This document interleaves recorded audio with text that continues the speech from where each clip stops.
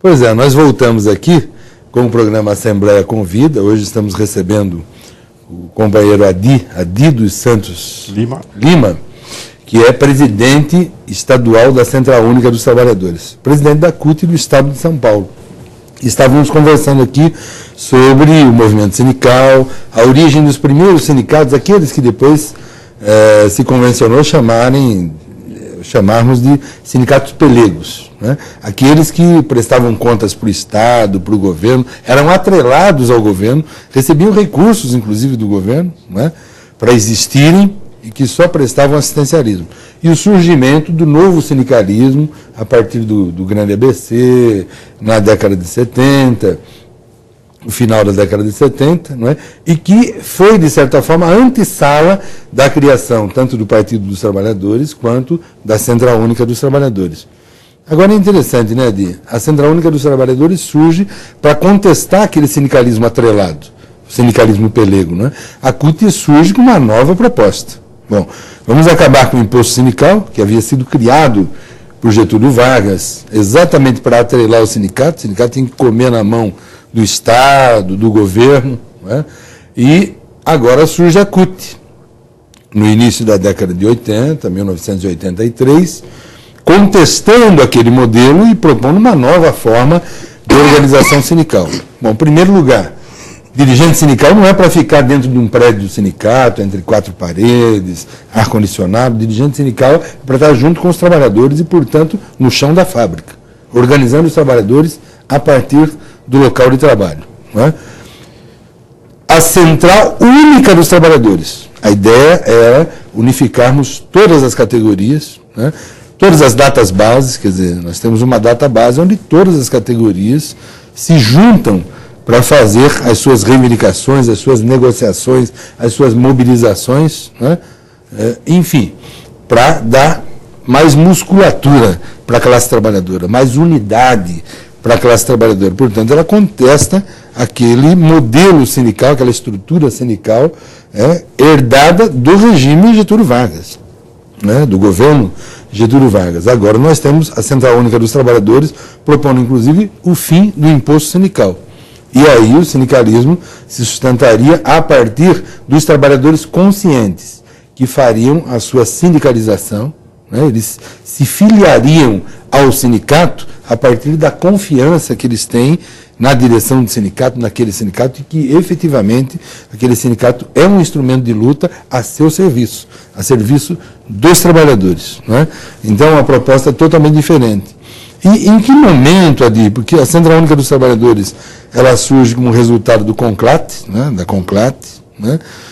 E surge muito robusta, ainda é a Central Única dos Trabalhadores, é a central mais forte, em termos, inclusive, de quantidade de sindicatos afiliados. A CUT é a central mais forte do Brasil. Mas é interessante, né, porque nós não conseguimos ter uma única central no Brasil. Mais logo à frente nós vamos ter depois o surgimento de outras centrais, né? E como é que a CUT vê isso? Quer dizer, como é que a CUT se relaciona hoje com as outras centrais, né? E como é que as outras centrais veem essa bandeira de luta da CUT, que é a bandeira histórica pelo fim do imposto sindical, né, e pela redução da jornada de trabalho? Então, Hamilton, olha, a CUT, como você disse, ela tem essa concepção de sindicato, que o sindicato é para organizar os trabalhadores a partir do local de trabalho, o sindicato é para defender o direito dos trabalhadores, o sindicato é para organizar os trabalhadores e negociar em nome desses trabalhadores, o sindicato é para dialogar com os trabalhadores e trabalhadoras. Infelizmente, no Brasil, esses sindicatos que são criados para receber o imposto sindical apenas e não ter nenhuma vida, não tem nenhum papel na concepção da CUT, esses sindicatos devem desaparecer. Acontece que tem centrais sindicais no Brasil que defendem o atual modelo, que defendem a atual estrutura sindical brasileira, ou seja, defendem o imposto sindical, defendem que os trabalhadores não se organizem no local de trabalho, porque tem medo dos trabalhadores organizados no local de trabalho, não querem negociar com os patrões porque acham que negociar com os patrões é coisa de pelego, e aí faz o papel do pelego, que é receber o imposto sindical, não dar satisfação para os trabalhadores. Adi, se me permita, apenas para os nossos telespectadores entenderem um pouco essa história do imposto sindical. Talvez fosse interessante. O que é o imposto sindical, afinal de contas? Não é?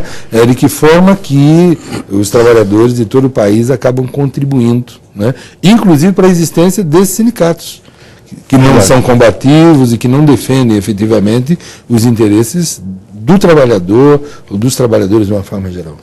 Olha, o imposto sindical foi criado, Hamilton, em 1944, junto com a CLT, e esse imposto sindical foi criado com a finalidade de atrelar os sindicatos ao Estado, onde os trabalhadores pagam um dia de trabalho por ano. Portanto, todo o final do mês de março, o trabalhador tira um dia do seu salário para dar para os sindicatos. É evidente que não é só para os sindicatos, é para a estrutura sindical.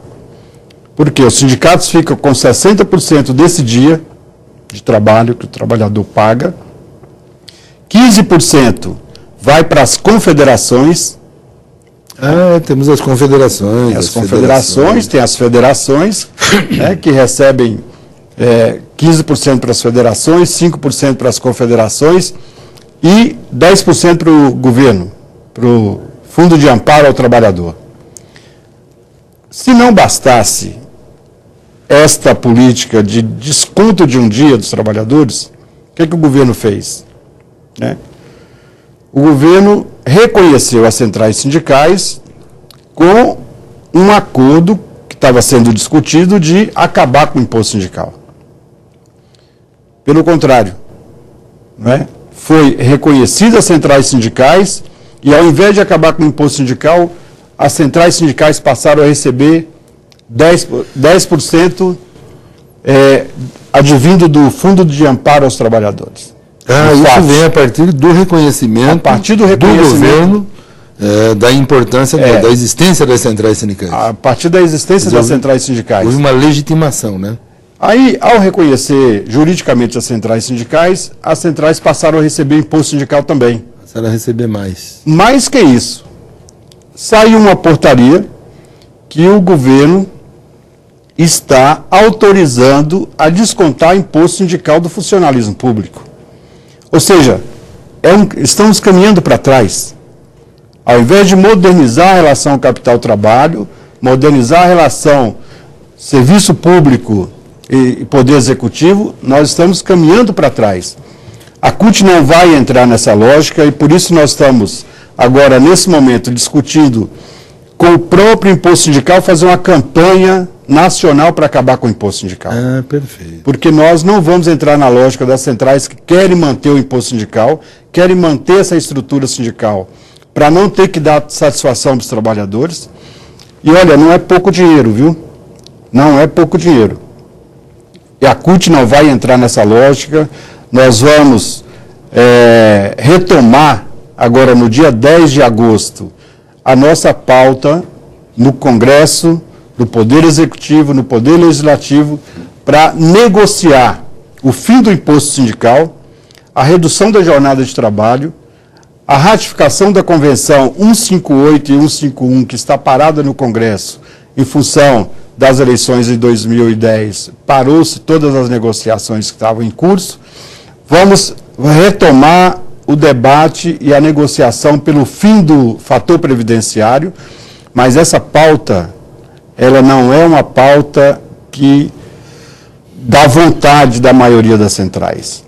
Sim. Então, a CUT, ela chama a sociedade para negociar com o Congresso, porque não há consenso dentro do movimento sindical para acabar com o imposto sindical. Não há consenso no movimento sindical para acabar com o fator previdenciário. O fator previdenciário que foi criado em 1998, ainda na era do governo Fernando Henrique, E o fator previdenciário, que ainda tira parte do salário daqueles e aquelas que se aposentam, né? Portanto, nós não podemos continuar convivendo com um mecanismo que diminui os salários, já é pouco, ainda tem que diminuir o salário daqueles que querem aposentar, aqueles que têm direito de se aposentar. E tem centrais sindicais que dizem que basta acabar com o imposto, com o fator previdenciário, e o governo quer fazer um debate porque precisa de um outro mecanismo que não seja o fator previdenciário, mas que seja uma proposta alternativa para que haja uma reposição dessa perda no salário daqueles que vão aposentar. Perfeito. Então, nós estamos discutindo, já fizemos esse debate com as outras centrais, né, de encontrar um meio onde nós possamos ter a média do tempo de serviço, com a média da idade, fazer alguma forma de acabar com o fator previdenciário e, nesses termos, a condição de aposentar com salário digno, com o salário daquilo que a gente produziu, né, a vida inteira. Mas esse debate ele não é unânime dentro das centrais sindicais. A questão da terceirização, Hamilton, a década de 90 possivelmente tenha sido o período em que o Brasil mais desregulamentou os direitos trabalhistas.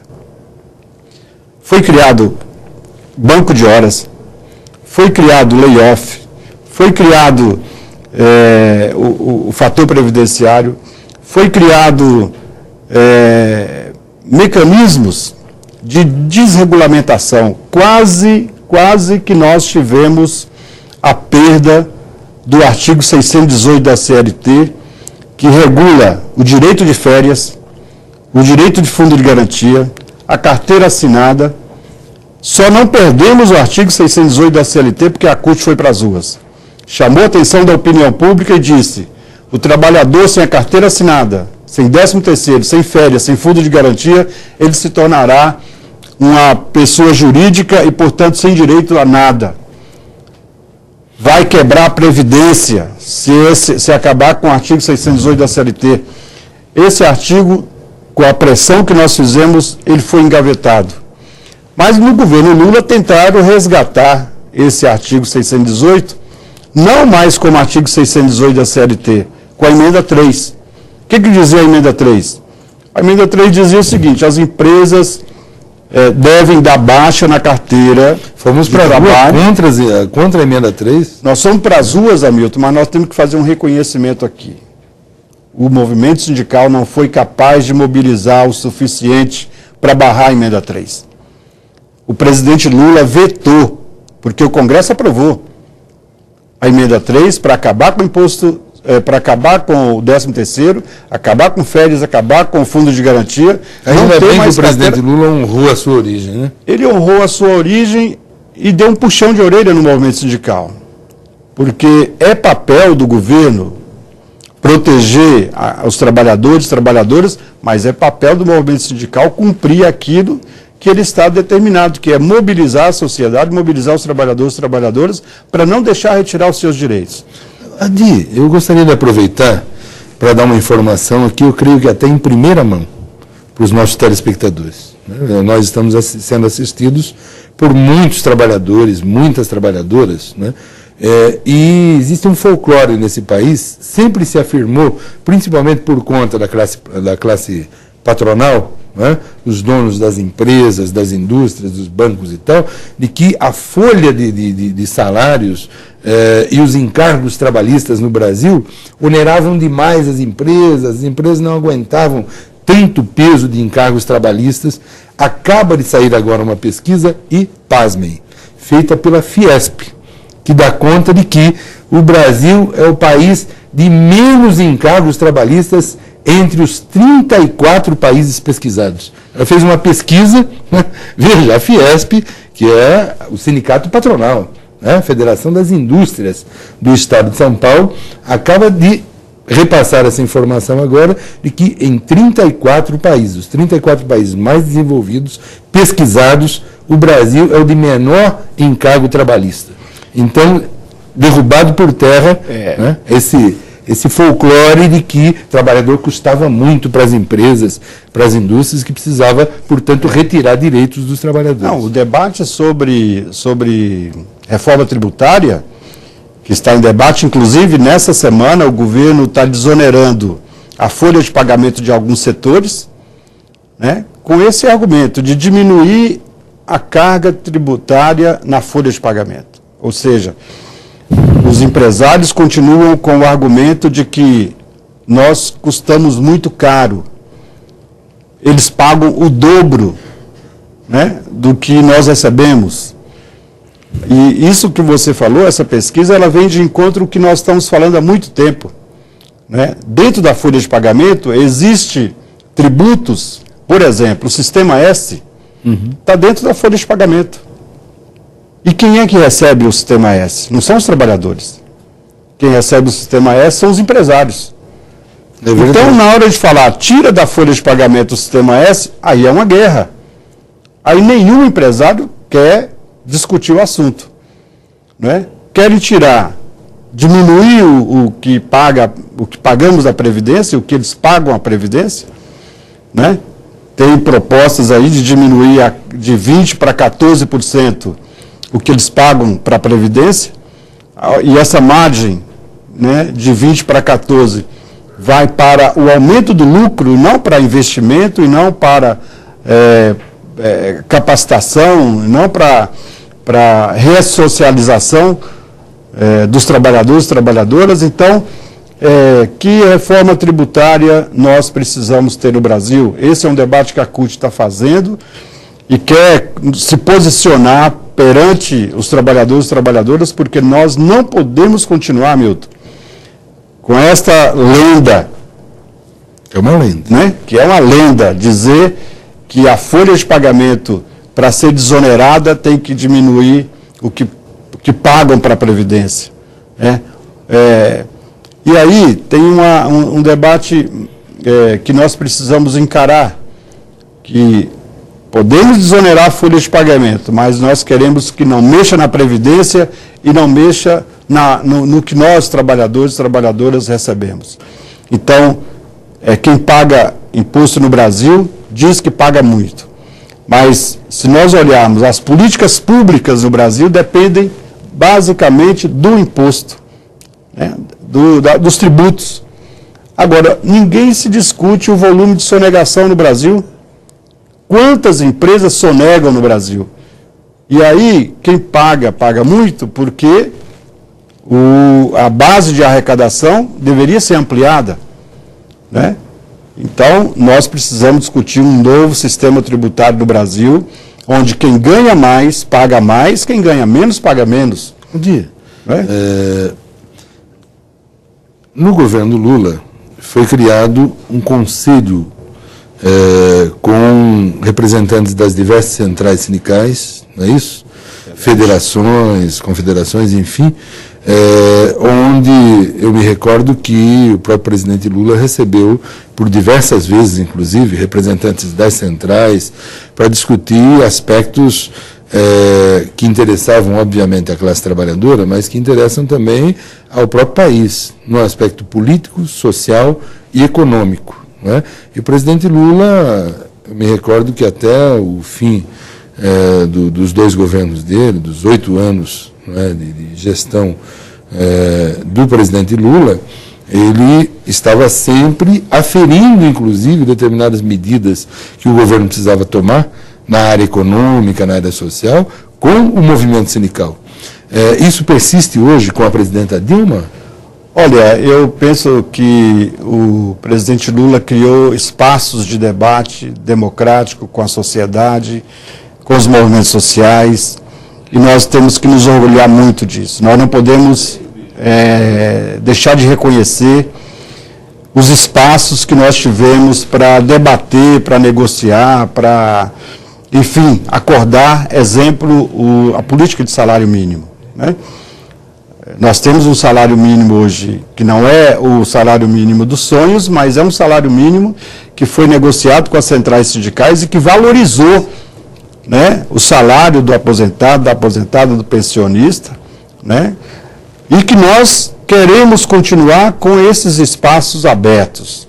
Nós estamos tendo algumas dificuldades hoje, no atual governo, em função de alguns técnicos que acham que não tem que negociar, que não tem que dar satisfação aos trabalhadores. Vou te dar um exemplo. O governo agora vai anunciar a política industrial. Mas não discutir com os trabalhadores, nós temos que colocar nossa posição sobre a política industrial no Brasil. Quem produz somos nós. Quem sabe o emprego, onde é gerado, com a sua qualidade, somos nós. São os trabalhadores. Os empresários estão reclamando, e com razão, porque com o câmbio que nós estamos tendo hoje no Brasil, as importações estão tendo grandes dificuldades de se manterem no Brasil em função do dólar, né, em função do câmbio. Mas nós queremos discutir com o governo, nós queremos opinar sobre a política industrial, porque nós não podemos continuar assistindo o volume de produtos que estão chegando no Brasil, importados.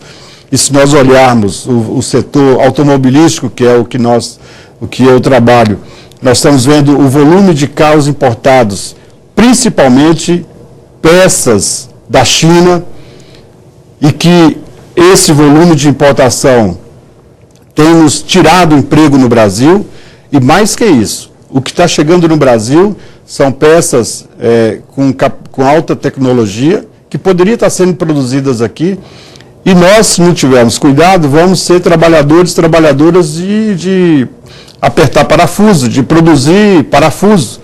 Nós não queremos uma indústria fraca no Brasil. País forte, indústria forte, trabalhador bem remunerado, bem qualificado, bem capacitado. Então, nós queremos fazer esse debate com a presidenta Dilma, com os técnicos, com os ministros, porque no anúncio dessa política, sem a participação dos trabalhadores, nós vamos entender que está tendo um rompimento daquilo que nós vimos até então tendo, que era o diálogo com o governo sobre tudo aquilo que envolve os trabalhadores e trabalhadoras. Então, nós queremos insistir, né? Não queremos governar. A CUT não é governo. A CUT tem o seu papel. Mas queremos participar do debate sobre as políticas que envolvem os trabalhadores e trabalhadoras. Muito bem, muito bem. Então, é uma questão que nós estamos reivindicando o espaço democrático de debate e negociação com o governo. É isso. Eu acho que, para os nossos telespectadores, hoje nós fizemos um programa, não é? Para que todos possam entender melhor o mundo do trabalho, como ele se organiza, né? Falamos aqui do surgimento dos sindicatos, a transformação do universo sindical, num universo sindical muito mais de mobilização, de combatividade, de luta pelos direitos dos trabalhadores, né? A participação, a criação, o surgimento da Central Única dos Trabalhadores e a participação dela em todos os momentos históricos desse país, inclusive ocupando as ruas, nas diretas já, junto com os partidos que enfrentavam o regime militar e queriam o fim do regime de exceção e a volta da democracia, a redemocratização do país, né?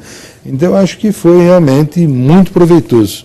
Nós estamos finalizando este programa, a Assembleia convida, com a presença deste grande amigo, Adido Santos Lima, presidente da Central Única dos Trabalhadores do Estado de São Paulo, presidente da CUT Estadual São Paulo. E, ao encerrarmos, nós gostaríamos de ouvir as suas considerações finais. Olha, Milton, eu queria primeiro agradecer mais uma vez a oportunidade de estar aqui falando sobre o movimento sindical, mas dizer que nós estamos vivendo um momento muito importante no Brasil, né? A gente conseguiu participar das mudanças profundas que estão acontecendo nesse país e nós queremos continuar apostando nessa via de negociação, de mobilização, de organização, de proposição. E é assim que a Central Única dos Trabalhadores se organiza, se capacita para continuar a sua história. Muito obrigado e até uma próxima. A TV Assembleia agradece o seu convidado, Adi dos Santos Lima. Um grande abraço.